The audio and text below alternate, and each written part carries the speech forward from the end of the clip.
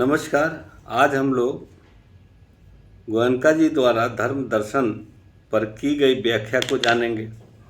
उनके अनुसार धर्म दर्शन माने सत्य दर्शन। यहाँ दर्शन का अर्थ न फिलॉसफी है, न तत्व विवेचन है, न किसी रूप आकृति को देखना ही।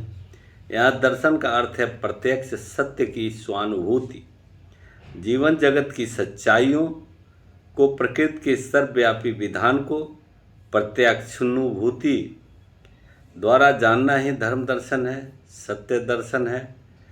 धर्म दुखों से छुटकारा पाने के लिए है और दर्शन है इसका वैज्ञानिक अभ्यास। प्रकृति के वे नियम जो हम पर हर क्षण लागू होते हैं, जिनका हमसे सीधा संबंध है, उनको जानना, समझना, स्वीकार करना और अपने आप को उनके अनुकूल ढालना, यही धर्म दर्शन का उद्देश्य है। दर्शन के अभ्यास द्वारा हम इसमें जितने जितने पकते हैं उतने उतने धर्म में प्रतिष्ठित होते हैं, सुख शांति के सच्चे अधिकारी होते हैं। धर्म दर्शन का अभ्यास हमारे आध्यात्मिक उत्थान का सोपान पथ है। प्रकृति के वे नियम जिनका हमारे दुखों से और दुख विमोचन से, हमारे बंधनों से और बंधन विमुक्त से सीधा संबंध है, उन्हें जानना और जानकर उनका अपने भले के लिए उपयोग करना ही धर्म है। जो दुखों का कारण है उसका निवारण करना और जो दुख विमुक्त का उपाय है उसको धारण करना, यही सर्वव्यापी विधान से समरस कराने वाला आत्महित व सर्वहितकारी धर्म है। प्रकृति कारण कार्य वाला विधान सब पर लागू होता है। यह विधान न कि किसी पर कोप करता है, न किसी पर कृपा। कुदरत किसी का लिहाज नहीं करती। जो कानून तोड़ता है वह दंडित होता है, जो पालता है वह पुरस्कृत होता है। अग्नि का धर्म जलाना है, यह प्रकृति का विधान है। हम अपनी नासमझी से अग्नि का दुरुपयोग करते हैं तो अपनी तथा औरों की हानि करते हैं, और सदुपयोग करते हैं तो उसका भरपूर लाभ उठाते हैं। हमारे दुख व दुख निरोध हमारी नासमझी और समझदारी पर निर्भर करते हैं। निर्गुण निराकार व्यक्तित्व विहीन सर्वव्यापी अनंत विश्व विधान यानी विश्व धर्म में किसी के प्रति कोई पक्षपात का भाव है ही नहीं। यह विधान सब पर समान रूप से लागू होता है। जो इसमें समरस हुआ वही दुख मुक्त हुआ, जितना जितना समरस हुआ उतना उतना दुख मुक्त हुआ। जब तक हम इस सच्चाई को ठीक ठीक समझते नहीं तब तक भटकते हैं और अपनी हानि करते हैं। ठीक ठीक समझ लें तो भटकना छूट जाए, विधान यानी धर्म पालने के प्रयास में लग जाएं, ताकि अज्ञानवश विधान विरुद्ध कर्मों के आचरण से जो कष्ट उठा रहे हैं उनसे छुटकारा पालें। मोटे मोटे तौर पर खान पान रहन सहन से संबंध रखने वाले कुदरत के जो कानून कायदे हैं उन्हें समझकर और उनके अनुसार चलकर हम शरीर से स्वस्थ रहते हैं। ठीक वैसे ही सूक्ष्मतर स्तरों पर जो कानून है उन्हें जान समझकर और उनका पालन करके हम आंतरिक सुख शांति हासिल कर सकते हैं। रोग का कारण नहीं जानेंगे तो उसका निवारण नहीं कर पाएंगे, कहीं और ही जा उलझेंगे। जिनका रोग से दूर परे का भी संबंध नहीं, यही अज्ञान है जो कि हमें रोग मुक्त नहीं होने देता। रोग का सही कारण मालूम हो जाए और उस कारण के निवारण में लग जाए तो रोग मुक्त होने में क्या संशय है। जब मानवीय ज्ञान और प्रतिभा अपनी शैशव अवस्था में थी तो विस्मय विभोर मानव प्रकृति के हर स्वरूप को रहस्य गुफित ही देखता था। उसके सौम्य स्वरूप से मुक्त हो उठता था और प्रचंड स्वरूप से भयभीत। सही कारणों को न जानने की उस अवस्था में भयभीत मानव ने कल्याण के सहारे किसी अदृश्य देव के प्रकोप को प्रकृति की विनाश लीला का कारण समझा और अपनी सुरक्षा हेतु उसकी प्रसन्नता का याचक बना। उसकी प्रशंसा में गीत गाए, उसका पूजन अर्चन किया, उसे अन्न बलि ही नहीं बल्कि निरीह निरपराध पशुओं और मनुष्यों तक की बलि चढ़ाकर धरती को रक्त रंजित किया। लेकिन न जब सही कारण ही नहीं समझा तो रोग का इलाज कैसे होता। जिन थोड़े से मनुष्यों ने इन अंधविश्वासों की अवहेलना की और सच्चाई की खोज की, उन्हें अपने श्रम का उचित फल मिला। उन्होंने प्रकृति की सच्चाइयों के बहुत से रहस्य खोज निकाले। प्लेग, हैजा, चेचक जैसी महामारियों के सही कारण मालूम की। ये मेधावी मानव ने इन रोगों से उन्मूलन में अपनी सारी शक्ति लगा दी। अकाल और बाढ़ देखकर असहाय को हाथ जोड़ने के बजाय उसने अपनी बुद्धि लगाई और पुरुषार्थ जगाया। नदियों पर बांध बांधे गए। सत्य की खोज करने वाले इन मानव मनीषियों ने इसी प्रकार विभिन्न क्षेत्रों में अंधविश्वास की जड़ें खोदी और मानव जाति को सुख साधन समृद्धि करने में लगे रहे। मानव का यह सत्य शोधक अभियान, जो कि अब अंतरिक्ष मापने के लिए अपना 52 कदम बढ़ा रहा है, परंतु इस बाह्य अन्वेषण से कहीं अधिक आवश्यक है और महत्वपूर्ण रहा है अपने आंतरिक अंतरिक्ष का अन्वेषण, अपने आप से संबंध रखने वाली निसर्ग की सच्चाइयों की खोज। वे सच्चाइयाँ जिनकी वजह से हम दुख संतप्त हो जाते हैं और वे जिनकी वजह से हम दुख मुक्त हो सकते हैं। इनको न जानने की वजह से अपने दैनिक जीवन की कठिनाइयों का कारण इन देवी देवताओं और जगत ईश्वरों की रुष्टि पर और निवारण उनकी संतुष्टि पर आरोपित करने लगे। और इसलिए जब जब छोटा या बड़ा दुख आया तो अपनी अबोध और भयभीत मन स्थिति में हम उनकी मनौती मानने लगे, उन्हें भेंट चढ़ाने लगे, उनके स्थानों की यात्रा पर जाने लगे, उनकी अतिशयोक्तिपूर्ण प्रशंसाओं के स्तवन पाठ करने लगे। इस मन कल्पित विधाओं को प्रसन्न करने के लिए अनगिनत कर्म कांडों का सृजन और पालन करने लगे। परंतु मानव जाति का प्रबुद्ध वर्ग इस आंतरिक सत्य की खोज में लगा रहा। अनेक युगों में ऐसे अनेक ऋषि मुनि संत ज्ञानी बुद्ध जन हुए जिन्होंने अंतर के अंतरिक्ष की खोज करके यह सिद्ध किया कि हमारे दुखों का मूल कारण और उसके उन्मूलन का उपाय हमारे भीतर ही है, कहीं बाहर नहीं। उन्होंने देखा कि इस चित्त धारा पर जब क्रोध, ईर्ष्या, भय, वासना, मात्सर्य आदि विकारों का विकृत आती है तो हम दुख संतप्त हो उठते हैं, और यदि ये विकार दूर हो जाए तो दुख से विमुक्त हो जाते हैं। उन्होंने खोजा कि आखिर ये विकार भी क्यों पैदा होते हैं और पाया कि समस्त विकारों की जननी तृष्णा है। प्रिय को प्राप्त करने की तृष्णा, अप्रिय को दूर करने की तृष्णा। भीतर ही भीतर कोई प्रिय सुखद संवेदना जागृत हुई कि राग रूपी, और कोई अप्रिय दुखद संवेदना हुई कि द्वेष रूपी तृष्णा जागी। खोज जारी रही और उन्होंने जानना चाहा कि ये प्रिय अप्रिय सुखद दुखद संवेदनाएं आखिर क्यों जागती है। तो उन्होंने देखा कि जब जब आँख, कान, नाक, जीभ, त्वचा और मन, इन 6 इंद्रियों का अपने विषयों रूप, शब्द, गंध, रस, स्पर्श और चिंतन से संस्पर्श संघात होता है, तब तब भीतर ही भीतर शरीर और चित्त स्कंद पर विभिन्न प्रकार की अनगिनत सूक्ष्म तरंगे पैदा होती है, और अपने पूर्व संस्कारों और अनुभूतियों के आधार पर हम उन्हें प्रिय या अप्रिय की संज्ञा देते हैं।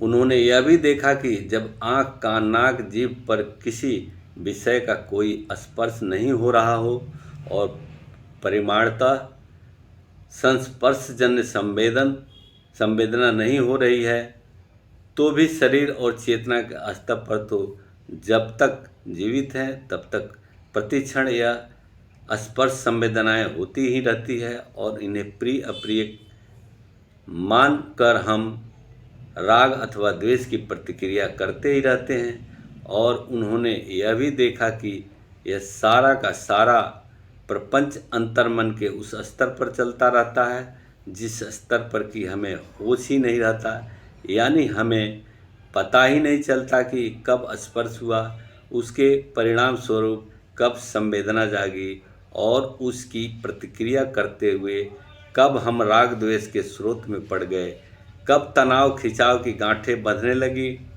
और कब दुखों का ढेर लगने लगा। उन्होंने देखा कि ऊपर ऊपर तथा कथित होश बने रहने पर भी भीतर ही भीतर बेहोशी, अज्ञान, अविद्या, मोह के माहौल में हम इस चित्त धारा में प्रतिक्षण अनजाने ही राग द्वेष का मैल प्रवाहित करते रहते हैं। वैसे ही जैसे नासुर में पीप का आश्रव सतत बहता रहता है, इसी कारण दुख निमग्न हुए रहते हैं। शोध जारी रही।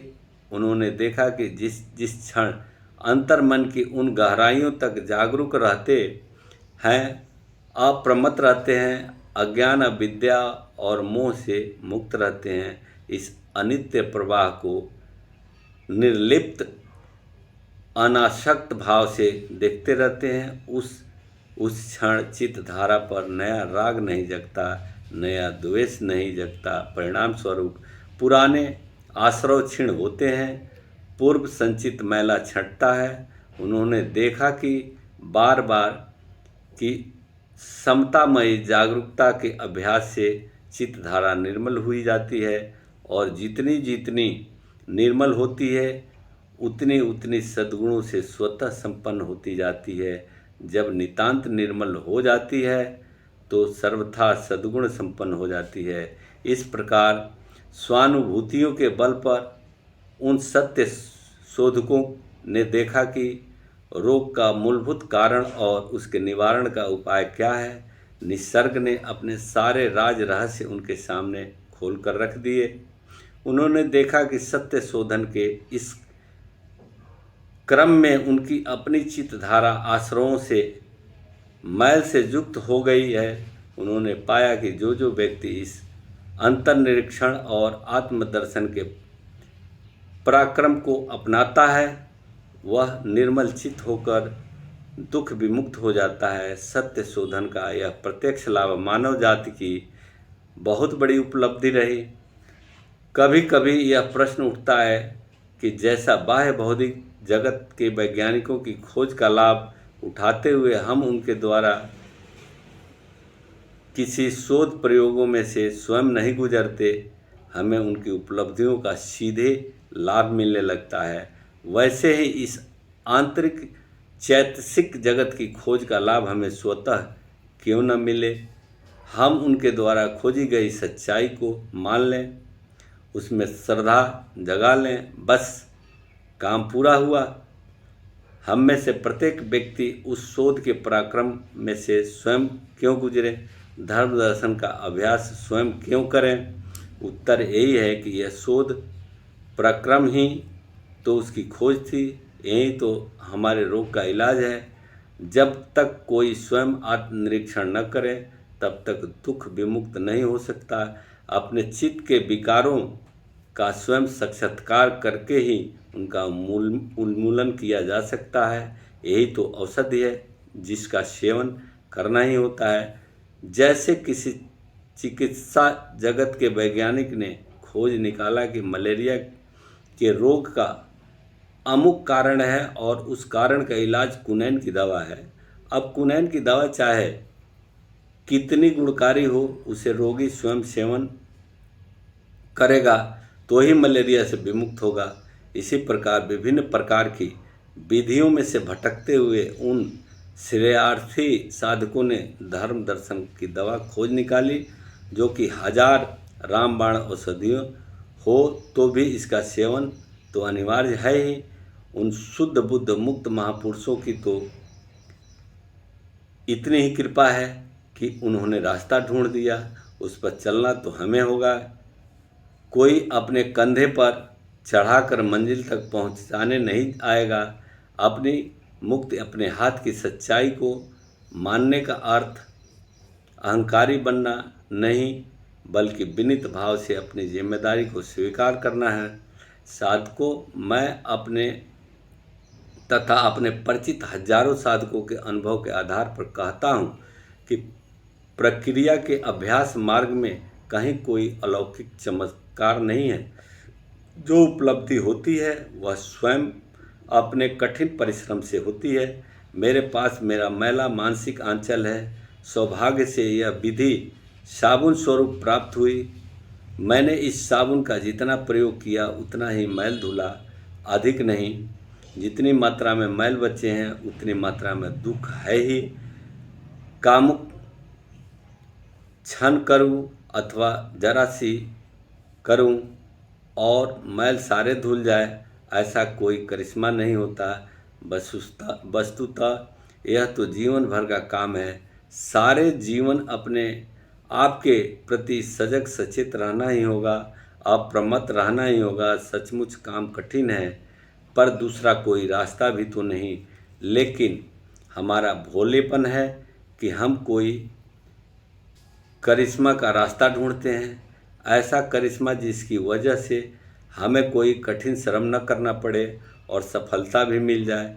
ऐसी अवस्था में हम फिर कल्पना की उड़ानें भरने लगते हैं। इतने मनीषियों द्वारा परम सत्य की खोज हो जाने के बाद यह तो स्वीकार करना ही पड़ता है कि हमारे दुखों का कारण कोई देव या जगदीश्वर नहीं, हमारे अपने संचित कर्म संस्कार रही है। परंतु फिर आशा बांधने लगते हैं कि हमारे द्वारा हजार दूषित कर्म करने के बावजूद भी ऐसा सर्वशक्तिमान और करुणा सागर है जिसे किसी प्रकार प्रसन्न कर ले तो वह हमारे सारे दुखों को दूर कर देगा। इस आशा में फिर खुशामदें, भेंट, चढ़ावे आदि का क्रम चल पड़ता है। हम नहीं जानते कि हम क्या कर रहे हैं। अंधभक्त के भावावेश में हमने जिस भगवान का निर्माण किया उस बेचारे की ही कैसी मिट्टी पलीद कर रहे हैं। कैसा है यह भगवान जो अपनी मान सम्मान से प्रसन्न होता है, अतिशयोक्तपूर्ण प्रशंसा प्रशस्तियों से फूलकर कुप्पा हो जाता है। जी हजूरी करने, खुशामदी करने वाले लोगों पर कृपा दृष्टि रखता है, भेंट चढ़ाने वाले पर अपनी महर बरसाता है, अपने प्रशंसक पर प्रसन्न होकर उसके कालिमे को भी सफ़ेद कर देता है। प्रवंचक अपराधी को निरपराधी के समक्ष बैठा देता है। अहम का पुतला ऐसा कि कोई भूल चूक भी उसका नाम ले ले तो उसे झट तार देने पर तत्पर हो जाता है। ऐसी आसक्ति है उसे अपने नाम से और ऐसी ही आसक्ति है उसे अपने संप्रदाय से। जिस जिस संप्रदाय का भगवान है उस संप्रदाय के व्यक्ति का पक्ष लेता है और अलग अलग संप्रदाय के हमने अलग अलग पक्षपाती भगवान खड़े कर लिए। अरे कोई सीमा है हमारे भोलेपन की? क्या सचमुच इस विशाल विश्व की व्यवस्था ऐसे किसी शासक या शासकों के हाथ में है जो पक्षपाती है, दंभी है, निरंकुश है, कानून कायदों को, धर्म विधान को ठुकरा करके मनमानी करने वाले हैं, दुर्गुण के भंडार हैं? यदि मान्यता ही करनी थी तो ऐसे दुर्गुणी की जगह किसी सद्गुण संपन्न देवता की करते, ताकि उसके गुणों का चिंतन कर उससे प्रेरणा पाकर स्वयं सर्वगुण संपन्न होने में तो लगते। कल्याण तो सत्ता, परंतु अपने भोलेपन में हम अपना ही अमंगल साधने लगे। चित्त विशुद्धि से ही दुख विमुक्ति है। इस विधान को स्वीकारते हुए भी चित्त विशुद्ध हो न हो, इस विधान के परे किसी निरंकुश विधायक को प्रशंसाओं से प्रसन्न करने के भोलेपन में जुट गए। धर्म दर्शन का अभ्यास हमें ऐसी भूलों से बाहर निकालता है। दुख का कारण चित्त के दूषण है और चित्त के इस दूषणों से विमुक्त हो जाना ही दुख विमुक्ति है। निसर्ग का यह अटल नियम विधान जितना स्पष्ट होता चला जाए उतना चित्त विशुद्ध हो ही एकमात्र लक्ष्य मानकर हम धर्म पर आरूढ़ हो जाए। फिर तो विधान पालन ही हमारे लिए प्रमुख हो जाए और सब गौण। विधान ही विधायक हो जाए, नियम ही नियामक हो जाए, सत्य ही नारायण हो जाए, धर्म ही ईश्वर हो जाए। विधान, नियम, सत्य, धर्म को ठुकरा करके इनसे अलग किसी नारायण को प्रसन्न करने की बात मन में आए ही नहीं। धर्म छूटने में अमंगल ही अमंगल सूझे और धर्म धारण में मंगल ही मंगल। सत्य को ही ईश्वर मानकर उसके प्रति सविवेक श्रद्धा रखते हुए जब हम धर्म दर्शन का अभ्यास करते हैं तो सचमुच जितना जितना धर्म दर्शन यानी सत्य दर्शन होता है उतने उतने दुख विमुक्त हो जाते हैं। उस अवस्था में अनंत प्रकृति की सूक्ष्मतर सच्चाइयों के साथ समरस होने लगते हैं और प्रकृति यह सच्चाई अपने ही नियमों से बधी होने के कारण स्वतः हमारी रक्षा करने लगती है। धारण करे तो धर्म स्वतः हमारी रक्षा करता है। इसके लिए उसकी अथवा किसी की भी खुशामद नहीं करनी पड़ती। यह धर्म नियामकता है। जब हमारा मन दुर्गुणों में उलझता है और दूषित वृत्तियों की तरंगे पैदा करता तो समस्त विश्व में व्याप्त वैसी दूषित तरंगों के साथ समरस होकर के हमारे दुर्गुणों को और फलतः दुखों को बढ़ावा देता है। ठीक इसी प्रकार जब हमारा मन दुर्गुणों से मुक्त होकर निर्मल होता है, सद्गुणों से भरता है, सद्वृत्तियों की तरंगे प्रजनन करने लगता है तो अनंत विश्व में समाये हुई दृश्य अदृश्य प्राणियों की जो भी सात्विक देव ब्रह्म है उनकी शुद्ध धर्ममयी सात्विक तरंगे हमसे आ मिलती है, हमें बल प्रदान करती है और हमारा सुख संवर्धन करती है, संरक्षण करती है। यही नियम है, विधान है जो प्रत्यक्ष अनुभूत किया जा सकता है। किसी भी देश का राज्य विधान उस देश का धर्म होता है, वैसे ही यह सार्वदेशिक सार्वजनीन सार्वकालिक विश्व विधान विश्व धर्म है। जब उस देश का नागरिक उस राज्य विधान के अनुसार जीवन यापन करता है, विधान को तोड़ता नहीं, तो उसे विधायक के कुपित होने का कोई भय नहीं होता। दूसरी ओर बिना प्रार्थना पुकार के उसकी सुरक्षा की सारी जिम्मेदारी राज्य की होती है, परंतु जो विधान को उस राज्य के कानून को कदम पर तोड़ता है और विधायक या शासक को खुश रखने के लिए उसकी खुशामदें करता है, उसे फूल पत्तियां चढ़ाता है, तो ऐसा व्यक्ति न केवल अपनी बल्कि समस्त देश और समाज की सुख शांति के लिए व्यवस्था के लिए खतरनाक साबित होता है। जिस देश के लोग राज्य के कानून का सजग होकर पालन करें उस देश में समाज में सुख शांति विराजेगी। किसी प्रकार इस विशाल विश्व राज्य में भी विश्व विधान रूपी धर्म पालन के अतिरिक्त सुख शांति हासिल करने का और क्या साधन हो सकता है।